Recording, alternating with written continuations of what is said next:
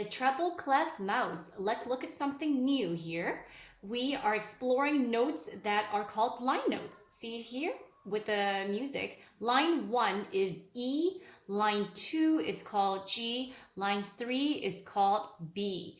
I have a little sentence for this. Every good boy. Say it a few times at home. Every good boy. Look at the map right here. Every skip, good, skip, boy. Or E, G, B. Let's look at the song right here. It's a warm-up. I'm starting my thumb on E, not middle C anymore, on E. And then I'm going to skip to G.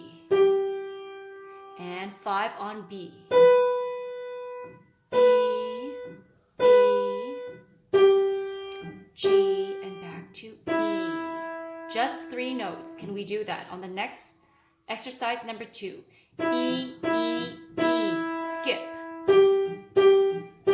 Skip. Again. Skip down. Skip down.